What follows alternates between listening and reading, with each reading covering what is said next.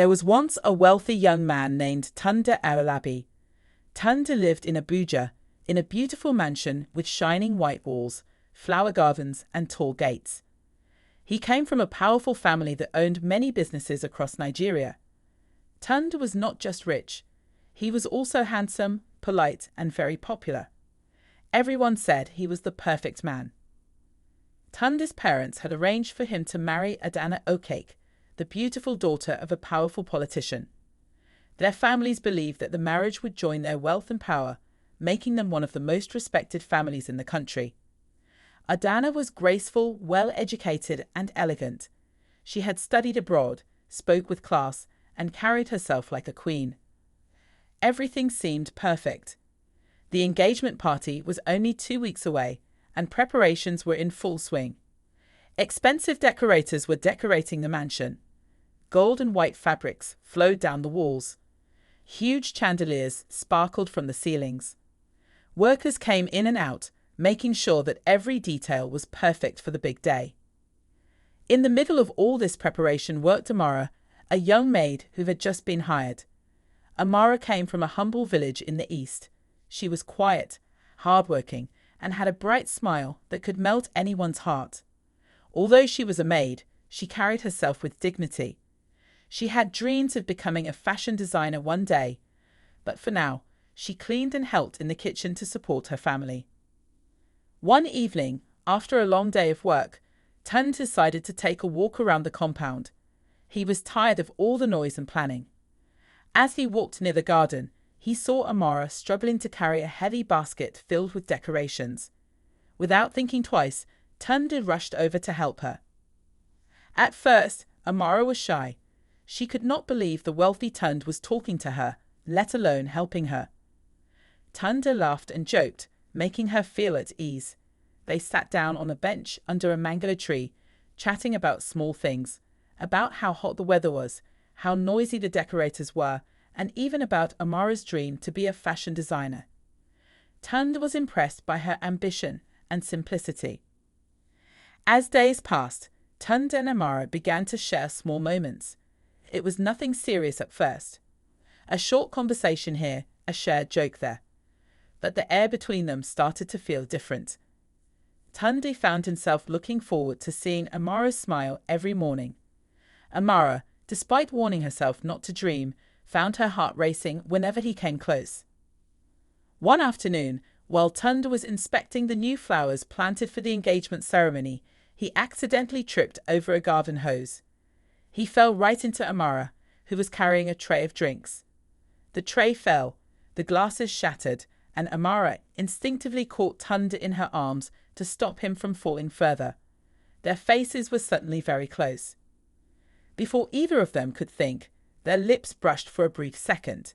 It was an accidental kiss, but it sent a jolt through both of them. Amara gasped and quickly stepped back, apologizing 1,000 times. Tunde stood there, stunned, touching his lips, feeling a mixture of shock, guilt, and something else he couldn't explain. Unknown to them, Auntie Ngozi, the housekeeper, had seen everything from the kitchen window.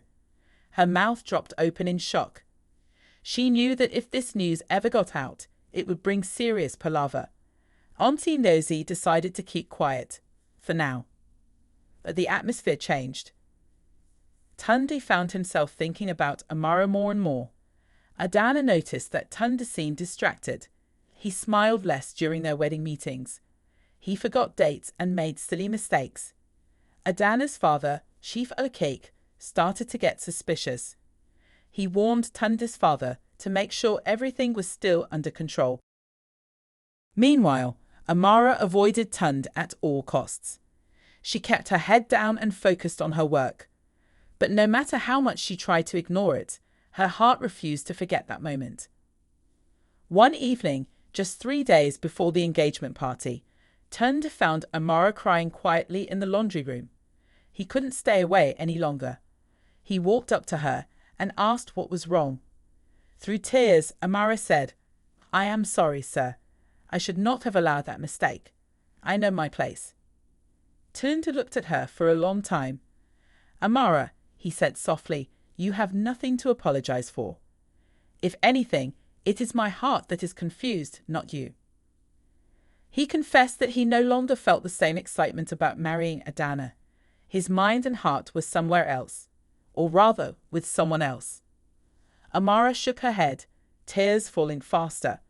"We can never be together, sir," she said. "People like you and people like me. We are from two different worlds." Tund smiled sadly. "Maybe the world needs to change," he whispered. The next few days were full of tension. Tund struggled with his feelings. He had to make a choice, follow his heart or obey his family's expectations. On the day of the engagement party, the mansion was filled with important guests, journalists, politicians, and business tycoons. Cameras flashed as Tunde and Adana were presented together. But deep inside, Tunde felt empty. As he stood at the podium to give his speech, he looked into the crowd. His eyes found Amara standing at the far corner, holding a tray. She tried to look away, but her eyes betrayed her sadness. Tunde took a deep breath. Instead of thanking everyone for coming to his engagement, he spoke from his heart. "Today," he said, "I realize that love is not about power or status or appearances. Love is about truth. And the truth is, I cannot marry someone my heart does not belong to." A gasp moved through the crowd. Adana dropped her glass, furious. Chief Okik's face turned red with anger. Tunde's parents froze in shock. Tunde continued, "I respect Adana deeply, but it would not be fair to her or to myself to continue this engagement." Without waiting for permission, he stepped down, walked through the stunned guests, and went straight to Amara. He took her hand gently and said, "Amara, if you can forgive my foolishness, I want to start a real life with you." Tears rolled down Amara's cheeks as she whispered, "But what about your family?" Tund smiled. "Let me fight that battle. All I need to know is, will you stand with me?" And she nodded. It was not an easy journey afterward. Tunde's family fought hard to break them apart. Friends abandoned him. Newspapers wrote ugly stories, but Tunde and Amara stood strong. With time, his parents came to see that true love could not be controlled. They slowly accepted Amara as part of the family. Tunde and Amara later built a beautiful life together, opening a fashion business that Amara ran with pride. They proved that real paradise was not found in gold or fame. It was found in loving truly and standing together, no matter the storms. I hope you enjoyed this story. Subscribe for more.